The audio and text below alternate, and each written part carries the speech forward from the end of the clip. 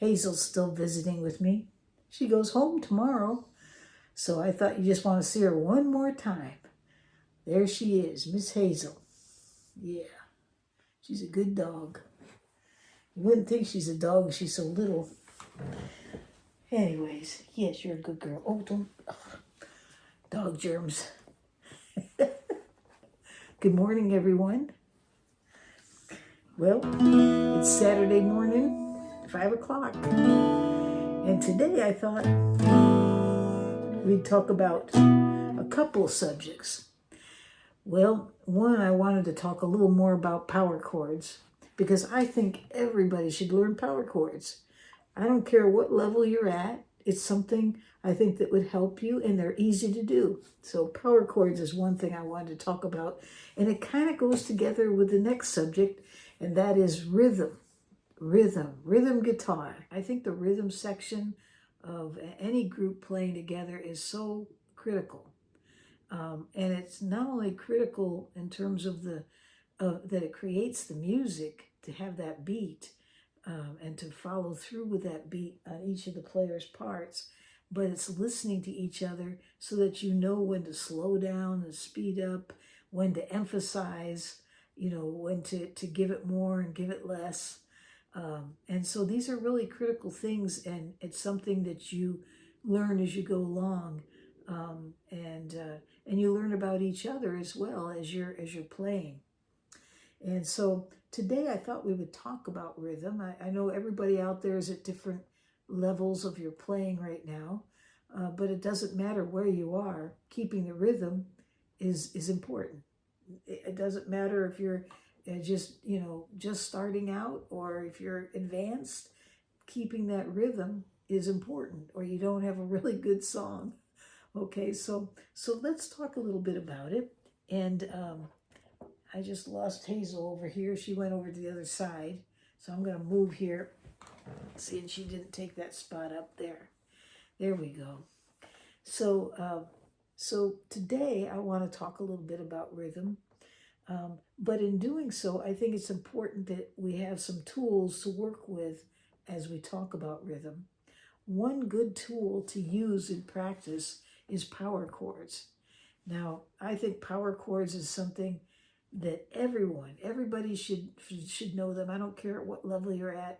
The earlier you learn some of these power chords, I think it'll help you out in your music. And so learn some power chords. And I'm going to show you 4 today. I've already gone over these before. There's some other videos out there touching on power chords, but just I'm going to touch on it briefly because I want to make sure we have those tools in place as we begin to talk about rhythm and actually honing in on your rhythm. So what is a power chord? Well, a power chord is actually made up of 2 notes, okay? The first and the fifth. That's what a power chord is. Well, then you say, well, what does that mean? Well, let's count on the fingers again here. We've done this before. We're going to do it again. We're going to count on the fingers. Let's say we're making a power chord, an E power chord. Usually you'll see it written, the chord written with a 5 by it. So it'll say E5, A5, D5, B5, because it's made up of the 1 and the 5, right? So it's pulling out that 5 and saying, I'm a power chord. I'm the 1 and the 5, okay? So when you have an E5, for instance, and it's going to be made up of the first and the fifth. So here, the first is E, because that's the root cause. That's the root. You can tell I worked in risk management before I retired, because we talked about root cause all the time. But we're just talking about the root right now. Okay, so here's the root, and it's E. It's number 1. F, G, A, B. 5 is B, okay? So there you go. So if your root is A, okay, if that's your chord that you're talking about, the A5, its root is A, B, C, D, E. E is your 5th. So that power chord is made up of A and E, okay? So that's a power chord. 2 chords, the 1 and the 5, and you'll see it written E5, A5, and so on, okay? All right. So let me show you 4 of them. I'm just going to do it quickly. I'm going to put the chord charts up there. If you want a little more information, I believe it's quite ways back, but I do have a video showing these very power chords. Okay, so the first one is the E. And because this is E, we're going to play that low E because it goes with it. That's an E. That's an E. There's your B. And there's your E. And there's the E power chord. There's the chord chart. Okay, now if you take that and you just go back that same formation, okay, you just back it 2 frets. There it is. You notice my thumb is behind here. My hand's kind of curled out. Makes these chords a lot easier. You know, if you do this, not exaggerated, just a little bit. Okay, so there's the D chord, D5. So we got E, E. And now we're going to go to the A. There's the chord for it. There's the A. There's the E. Excuse me, there's the E. And there's another A. There it is. Move it up 2 frets. We got B. B, right? Okay. So there's your 4 power chords that I wanted to show you. A, E, D5, A5, B5.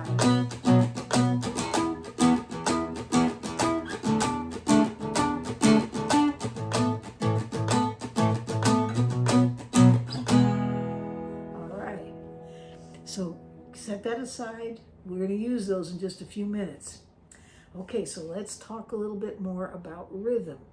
Now, when I was a kid, my brother and I, we just naturally would sit down and just, we would just beat out some rhythms.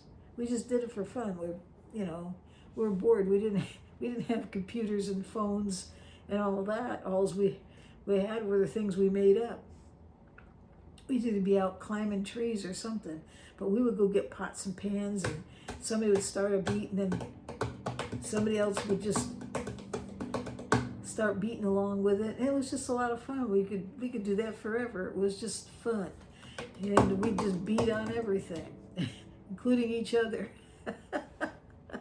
So that was one thing we did as kids. I know when I was working, before I went on to college and everything, I worked in a factory, and I did some of their quality control for it. We had to wear helmets, and so all the people there would take their pencils and they would start tapping out, just as we're walking along, we would start tapping out a beat, and then we'd beat against, we'd start doing it against each other. It was just silly fun, but it was fun, and it was natural. It just came natural. It wasn't anything somebody showed me. It wasn't a down, down, up, up, up, up, down, down. There's none of that. It was just hearing their beat, listening, and then playing against it, and just having fun with it. So I'm not saying there's anything wrong with knowing some of the very important rhythms, and they have a way to show those to you by understanding the downs and the upbeats on your rhythm style. So I'm not saying that that's bad, because it isn't. It's great. But I'm saying there's also a place for being spontaneous and just listening and just seeing if you can come up with something against it. It's just a lot of fun, and I think it's good practice. So that was one thing that as kids we just did naturally, and I think it's something you could still incorporate in your practice style. Like, go turn on the radio, listen to the music, and then the first thing you do is listen for a pulse. What is the pulse of that music as you're listening to it? Find it, tap it out. That's what makes your foot tap. Once you get that, you're halfway there, okay? And If you don't know the chords, then mute your strings and start tapping it out with your foot tapping at the same time. That's the pulse. Let it become part of you. And listen to it. And, you know, at some point you can start dividing it in half. And just doing different things with it, but staying with their beat, or try to follow. If somebody is playing rhythm guitar, see if you can follow it. Just play along with it. It's a lot of fun to do that, and it's good practice. So find the pulse of the music you're practicing against, and if you're playing and you know the chords you're going to play with somebody, definitely you got to find the pulse. If you're playing with a bass player, that's a great place to listen. Listen real closely to the bass player, because they really drive the music. I think it's all about the bass. It really is. That song is so true. It's all about that bass. If you listen to the bass, it's driving the music. It's driving the beat.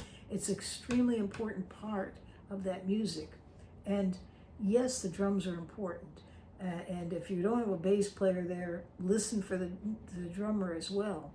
But you'll find everything you need in the bass. I just really believe that. Well, at least that's where I listen. I can hear it a lot better anyways, but it's what drives that beat.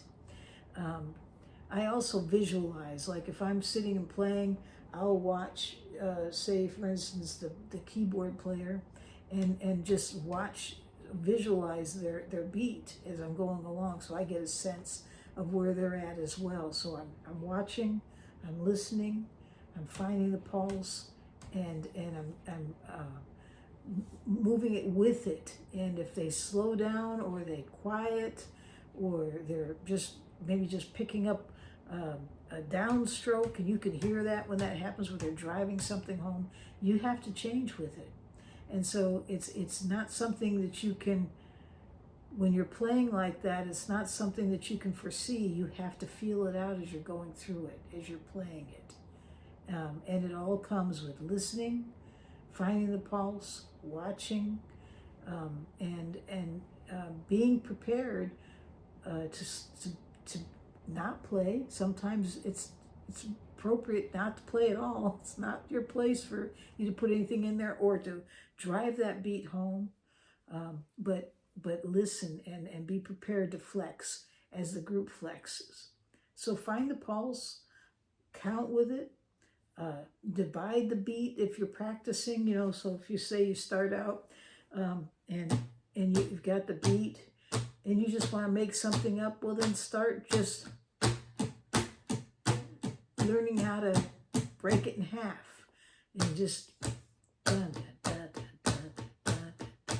So 1, 2, 3, 4, 1 and 2 and 3 and 4 and 1 and 2 and 3 and 4. Okay, you know, so do different things like that, and you'll find that your practice will become very interesting and more fun. But use your guitar strings, mute them, and play.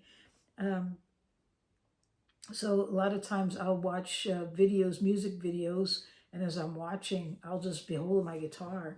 I may not know the actual chords of that song at that point. I could probably find them, but if I can't, I find myself just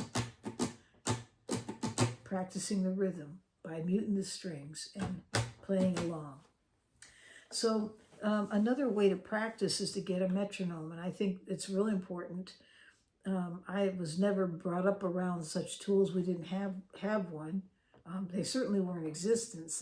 They've been around for a long time. They had those ones that are mechanical. You know, you wind them up and they go back and forth because they're important, because they do help you understand if you're on or off.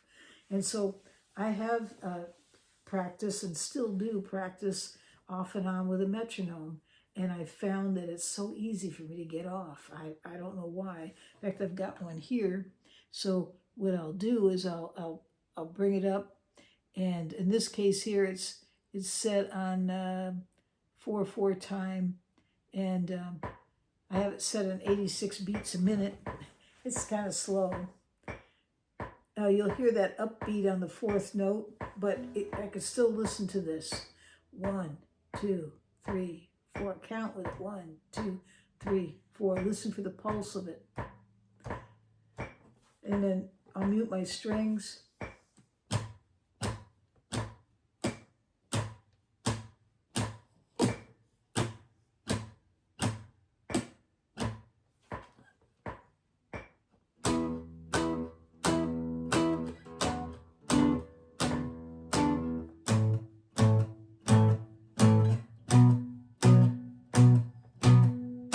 I stop and listen. Am I still on? Yes, I think I am. 1, 2, 3, 4. 1, 2, 3, 4. 1, 2, 3, 4. 1, 2, 3, 4. 1, 2, 3, 4. And so this will help you. And then what you can do is start maybe splitting it.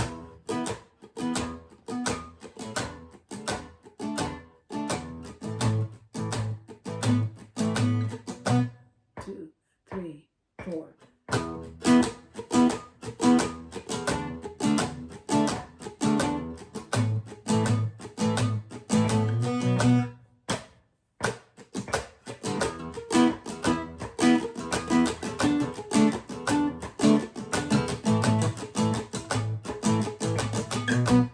2, 3, 4. So practice with it, play around with it, try different things out.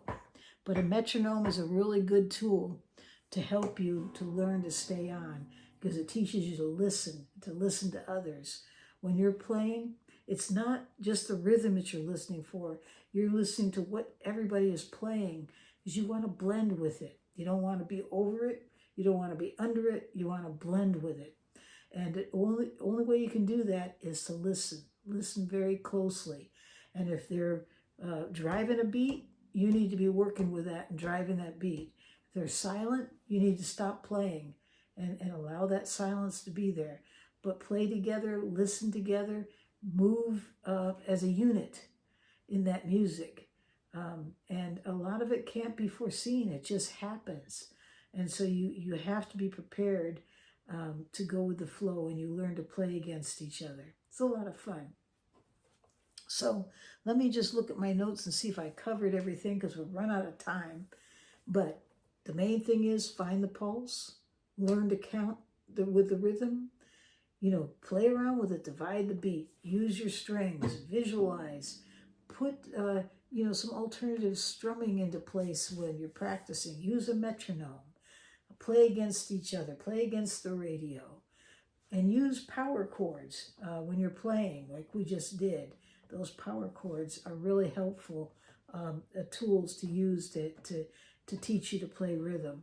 And then, you can go online and you can find a lot of tools out there, like Fender has some wonderful tools online to teach you rhythm and teach you some of the main rhythms that everybody should know. All right? So with that being said, I think we're going to call it a video. We're going to end it right here. But before I do, I want to tell you that it's if you haven't subscribed, if you could, it would really help me out a lot. I noticed this in the last 30 days. I think they've had like maybe 12,000 or so. It's quite a few thousands of people that have actually looked at my videos, but there's only a very small percentage, extremely small, that actually subscribed. Now that could be because they didn't like what they were seeing. On the other hand, it might be they weren't logged in and couldn't do it, or maybe they just forgot. So I'm going after the ones that forgot. I understand if you don't like it, so that's okay. But if it is something that you enjoy and you find yourself coming back to it, if you could just subscribe, that would really help me out a lot. Okay, with that being said, I want to say thank you, and I hope you all have a great day out there or night, wherever you are in this world.